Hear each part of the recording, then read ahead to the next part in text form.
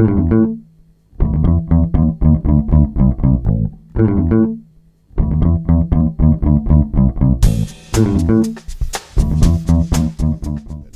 know, every once in a while, a message comes by that is so incredible and so important, I just want you to know about it. And that's kind of where I'm at today as I hand the mic to Mike.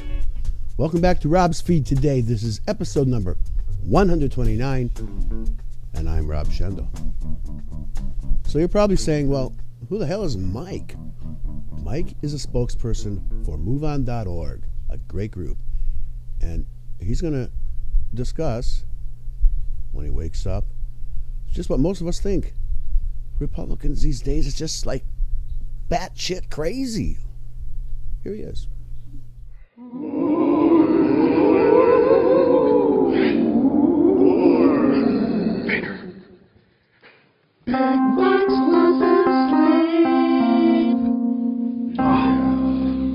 Is it just me, or are the Republicans in Congress setting a new bar for crazy?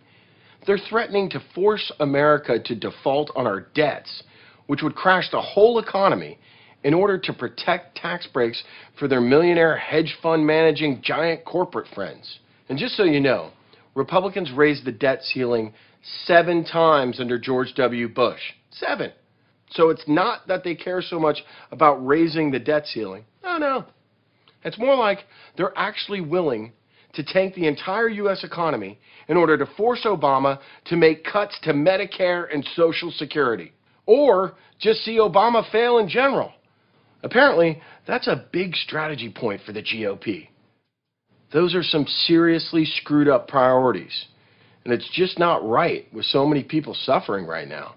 So I feel this is a legitimate question at this point. Is the GOP mean, evil, or have they all just hopped on the train to crazy town? Because I'm losing sleep trying to figure out exactly what kind of people put an entire nation at risk just to get their way. Look, the GOP is going too far. John Boehner and Paul Ryan are driving all of us, not just Grandma, straight off the cliff. And we need to send them a message. Call Congress and tell them. Try not to act so insane when making decisions about America's future. Because I need some rest. All this worry and lack of sleep is really bad for my complexion.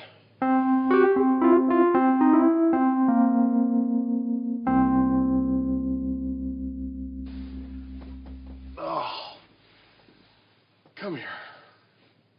MoveOn.org political action is responsible for the content of this advertisement. Try not to act so insane when you're making decisions about America's future. The middle class is screwed. And actually, Mike can tell us how that happened, if you'd be so kind to listen to him. Hi there. Do you sometimes wake up in the morning with the sinking feeling that things are just not headed in the right direction? Maybe you're worried about affording college for your kids, or paying your mortgage. Or maybe you're frustrated by the fact that the stable, comfortable lifestyle your parents had seems impossible for you to attain. Or maybe you once had that stable, comfortable lifestyle, and now, no matter how much you try, you just can't seem to make ends meet. Does this sound familiar? I bet it does. Do you blame yourself? Well, don't. Because for the past 40 years, the American middle class has gotten slowly, surely, purposefully, and not terribly gently, screwed. How the middle class got screwed. And there weren't even any long walks on the beach or fondue involved. In the 50s and 60s, a family could do pretty well on just a single income. One parent worked, and that was usually enough to buy a home, a car, send the kids to college, and retire comfortably, maybe even to Florida to become a famous shuffleboard legend.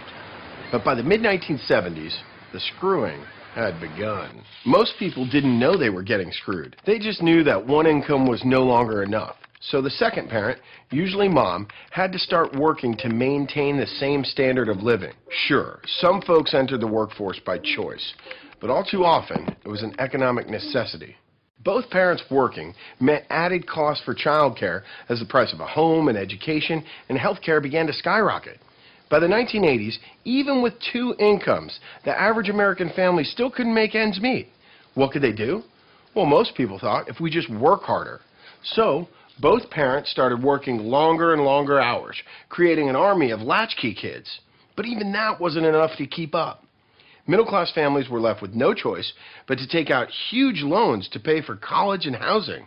Eventually, they were forced to put health care, their car, even basic living expenses on credit. So where did this leave the average American middle-class citizen? Screwed, shafted, fearing for their finances and fearing for the future of their children, and very, very deep in debt. Because while the middle class was busting its collective ass to keep up, a certain small percentage of our citizens were getting very, very rich indeed. That's right. The game was rigged. For the last several decades, the people in charge have made a dramatic shift from the values and policies that made our country great. Instead, they've set policies that rewarded the rich and stuck working families with the bill. Let's talk about a little thing called income equality. Back in the good old days, the CEOs earned maybe 15 to 20 times more than their workers. Today, they're making an average of 300 times more. This is crazy, you say. How could they have gotten away with this? Well, it certainly wasn't by putting America's interests first. One way the big corporations started earning more money was by eliminating jobs in the U.S. and taking them overseas. CEOs complained that American wages were too high, so they moved the jobs to countries with no minimum wage or no rules to protect worker safety or the environment. The CEOs also worked hard to give unions a bad name. It's easy to forget that a lot of the rights we take for granted, like weekends and 40-hour work weeks, were won by the unions. But despite that crucial legacy, the number of union members has dropped off dramatically. So now when CEOs want to force lower wages, cut benefits, ship more jobs overseas, and give themselves huge raises, there's no one there to fight back. It turns out that without the collective bargaining power of unions, we all just get easier and easier to screw. Taxes! And what about taxes? In the days of Leave It to Beaver, the idea that the very rich could afford to pay more in taxes than the middle class was accepted on a bipartisan level. Presidents from Eisenhower to Nixon believed in progressive taxation as a matter of simple equity and justice.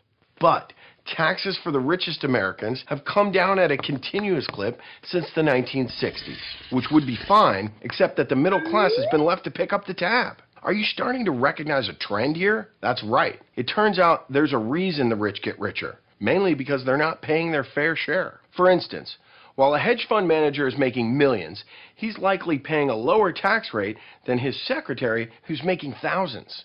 And major companies like ExxonMobil, BP, KPMG, and hundreds of others make billions each quarter, but somehow don't end up with any tax liability at the end of the year. How do they accomplish this?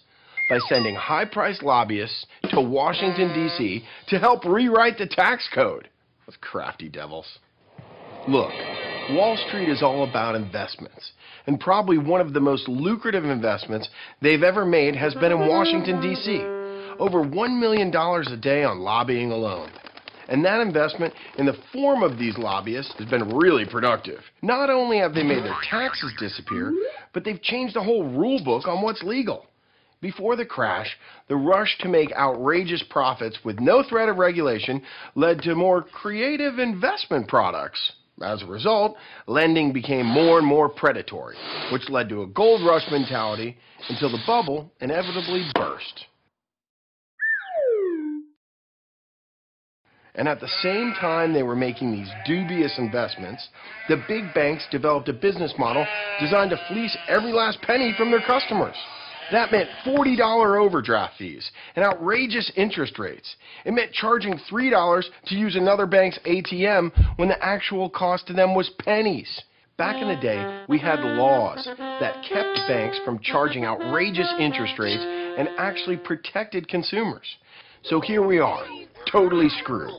It wasn't an accident, and it wasn't destiny. The middle class were slowly shafted by the richest 2%. A small group of powerful, wealthy people and corporations who were able to make the government work for them and not the vast majority of the American people.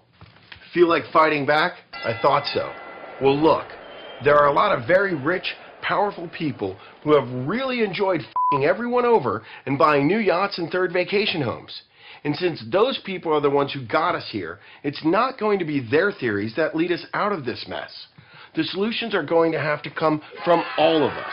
We're going to have to rebalance the tax code to make sure that rich folks are paying their fair share. We're going to have to fix the laws that let Wall Street play by one set of rules while the rest of us play by another.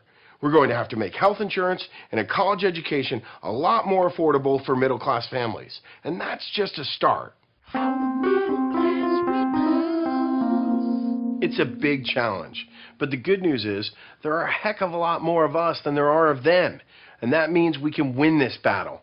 We won't get screwed sitting down, or standing up for that matter, or in any other weird position. In fact, screw them and their greedy, short-sighted thinking that got us here. It's time for all of us to rebuild the American dream and make it accessible for everybody. So I want to hear from you. What do you think politicians should do to get the system working for the middle class? Please sign up to take part in the Rebuild the Dream meetups on July 16th and 17th. Change is going to have to come from us. I'm ready to get to work on this, and I hope you'll join me.